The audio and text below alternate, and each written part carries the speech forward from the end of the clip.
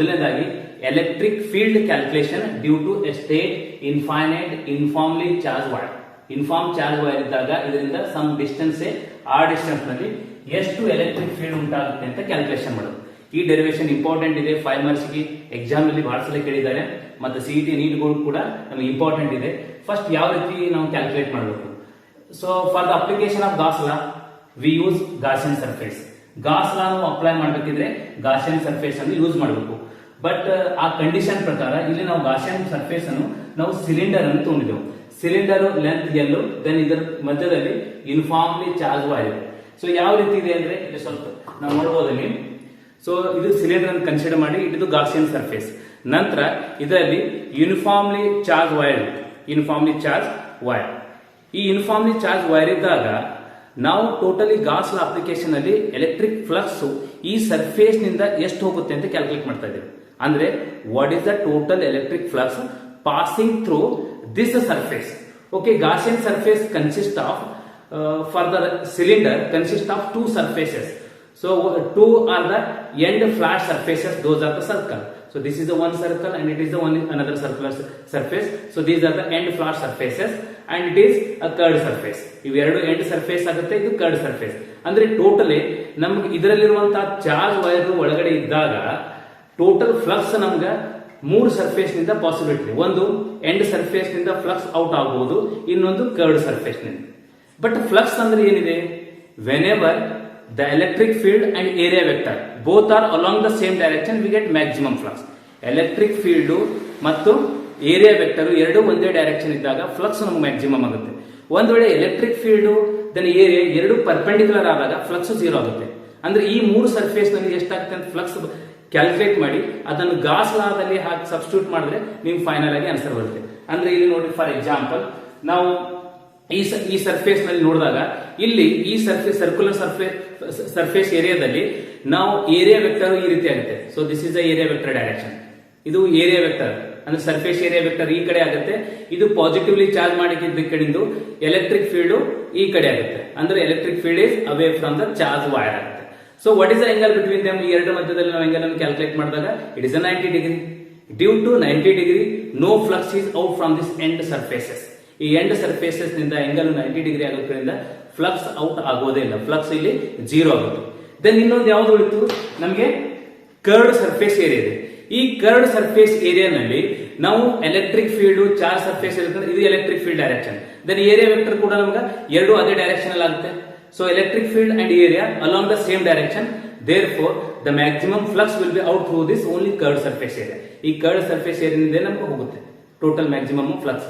ಈ curved surface area ಇದ್ದಾಗ ಇದು ಕರ್ಡ್ ಸರ್ಫೇಸ್ ಏರಿಯಾ ನಮ್ಗೆ ಎಲ್ ಲೆಂತ್ ಆದಾಗ ಇದು 2πr ಆದಾಗ total curved surface area 2πrl. So ಇಷ್ಟು ನೀವು ಅನಲೈಸಿಸ್ ಮ್ಯಾಥಮೆಟಿಕಲಿ ಮಾಡಿದಾಗ ಈಸಿಯಾಗಿ ಡೆರಿವೇಶನ್ ಬರುತ್ತೆ. ಡೆರಿವೇಶನ್ ಓನ್ಲಿ 3 ಸ್ಟೆಪ್ಸ್ ಇದೆ. ಯಾವ ರೀತಿ ಅಂತ ಇನ್ನೊಂದ್ಸಲ ನೋಡೋಣ. ಸೊ ನೋಡಿ, ಇಲ್ಲಿ ಫಸ್ಟ್ ಗೆ ನಾವು ಎಂಡ್ ಫ್ಲಾಟ್ ಸರ್ಫೇಸ್ ನಲ್ಲಿ ನೋಡಿದಾಗ ಎಲೆಕ್ಟ್ರಿಕ್ ಫೀಲ್ಡ್ ಚಾರ್ಜ್ ಸರ್ಫೇಸ್ ನಿಂದ ಈ ಕಡೆ ಆಗುತ್ತೆ. Electric field it is the direction of electric field. ಮತ್ತೆ ಏರಿಯಾ ವೆಕ್ಟರ್ ಈ ಕಡೆ ಆಗುತ್ತೆ. So this is the direction of the area vector, say delta S vector. So both are perpendicular 90 degree. ಅಂದ್ರೆ ಇಲ್ಲಿ total electric flux passing through this surface is 0, either this case or at the bottom case also. ಇಲ್ಲಿ ಕೆಳಗೆ ಕೂಡ ನಮ್ಗೆ flux, ಇಲ್ಲಿ ಕೂಡ electric flux ನಮಗೆ ಈ ಸರ್ಫೇಸ್ ನಿಂದ 0, no flux is out. Then next ಇಲ್ಲಿ ನೀವು ಕ್ಯಾಲ್ಕುಲೇಟ್ ಮಾಡಿದಾಗ ಸ್ಮಾಲ್ ಎಲಿಮೆಂಟ್ ಏರಿಯಾ ತಗೊಳ್ಳಿ. ಸ್ಮಾಲ್ ಎಲಿಮೆಂಟ್ ಏರಿಯಾ ತಗೊಂಡಾಗ ಇದು direction of the area, say delta S is along the right side direction and electric field charge ಇದಕ್ಕೋಸ್ಕರವಾಗಿ electric field direction ಕೂಡ ಇದೇ ಕಡೆ ಆಗುತ್ತೆ. ಸೊ ಇದು ನಮ್ಗೆ ಡಯಾಗ್ರಾಮ್ ಪರ್ಫೆಕ್ಟ್ ಆಗಿ.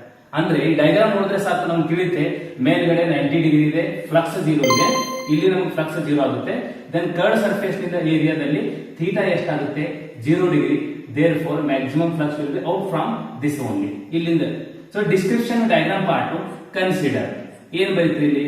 So consider L is the length of cylinder, length of cylinder. So this cylinder is a Gaussian surface. Then next ಇಲ್ಲಿ R ಏನಾಗುತ್ತೆ? Radius. Okay, it is a radius of cylinder ಆಗುತ್ತೆ, radius of cylinder. R it is a at this P point we are calculating. ಈ P point ನಲ್ಲಿ ನಾವು calculate ಮಾಡ್ತಾ ಇದ್ದೇವೆ. Then R cap ನಾವು it is an unit vector, ಅವೇ unit vector. In the direction of the R vector. R vector ನಲ್ಲಿ unit vector ತಗೋಬೇಕು. It is so radially outward. ಇದು ಡೈರೆಕ್ಷನ್ ಏನಿದೆ radially outward. So this is the direction of the radial outward direction. ಇಷ್ಟು diagram ಇದ್ರೆ ನಮಗೆ ಸಾಕು. So ಇಲ್ಲಿ ನಾವು ಕ್ಯಾಲ್ಕುಲೇಷನ್ ದ ಎಲೆಕ್ಟ್ರಿಕ್ ಫ್ಲಕ್ಸ್ ಎರಡೇ ಸ್ಟೆಪ್ ನಲ್ಲಿದೆ. The electric flux through end surfaces of cylinder. Okay, end surfaces of cylinder ನಲ್ಲಿ total electric flux ನಮ್ಮ formula sigma of E delta S cos theta. So here from the diagram E is perpendicular to delta S. Therefore theta is equal to how much?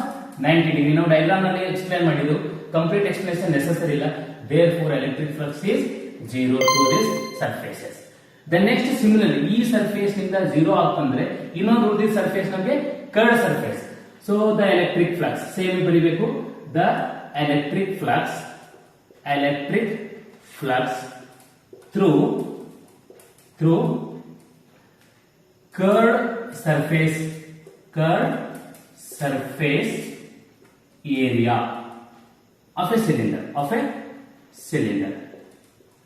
Okay, so through this curved surface area of a cylinder the formula will be same.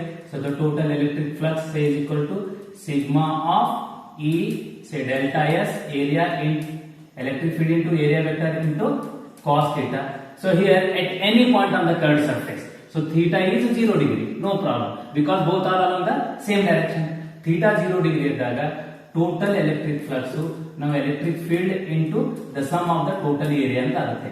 ಇಲ್ಲಿ sum of total area say area ಯಾವುದು curved surface, it is 2 pi r ಮತ್ತು l, 2 pi r l. Therefore total electric flux is E into 2 pi r ಮತ್ತು l. So this you call equation number 1. ಇಷ್ಟು ನಾವು flux calculate ಮಾಡಿದ್ರೆ ಸಾಕು. Then ಅದಾದ್ಮೇಲೆ using Gauss law.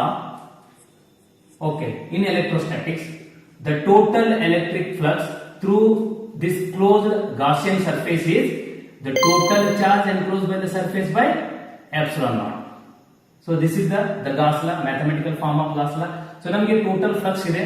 So total flux phi E is equal to R.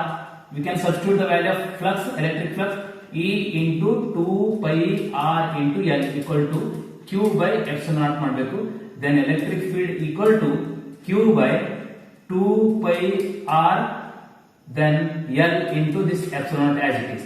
So now here Q by L, this Q by L is known as an linear charge density. ಇದನ್ನ ನಾವು linear charge density ಅಂತ ಹೇಳ್ತೀವಿ. Say denoted with lambda. ಅಂದ್ರೆ how much charge is exist in per unit man. So therefore we replace, ಇದನ್ನ ನಾವು replace ಮಾಡೋಣ.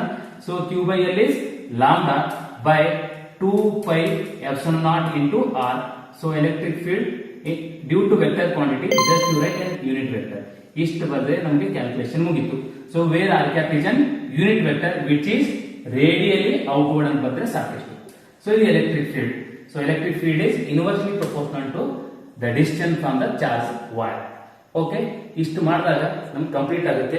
ಚೆನ್ನಾಗಿ practice ಮಾಡಬೇಕು. ಪ್ರಾಕ್ಟೀಸ್ ನಲ್ಲಿ ನಮ್ಗೆ ಕನ್ಫ್ಯೂಷನ್ ಬೇಡ. First flux through the end and the bottom ಅಂದ್ರೆ ಎಂಡ್ ಸರ್ಫೇಸ್ ನಿಂದ ನಮ್ಗೆ 0 ಆಗುತ್ತೆ. ಅದಾದ ನಂತರ ನಮ್ಗೆ electric flux through curved surface ಅಷ್ಟೇ. ಇದರಲ್ಲಿ ನಾವು ಫಾರ್ಮುಲಾ ಸಬ್ಸ್ಟಿಟ್ಯೂಟ್ ಮಾಡಿದಾಗ ನಮ್ಗೆ direct E into 2 pi R Gauss law ನಲ್ಲಿ ಸಬ್ಸ್ಟಿಟ್ಯೂಟ್ ಮಾಡಬೇಕು.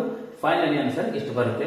ವೆರಿ ಸಿಂಪಲ್ ಡೆರಿವೇಶನ್ ಇದೆ. ಇದು ಪ್ರಾಕ್ಟೀಸ್ ಮಾಡಿದ್ರೆ ಇನ್ನೂ 2 ಅಪ್ಲಿಕೇಶನ್ ಕೂಡ ಈಸಿಯಾಗಿ ಬರುತ್ತೆ. ಚೆನ್ನಾಗಿ ಪ್ರಾಕ್ಟೀಸ್ ಮಾಡಬೇಕು. Thank you.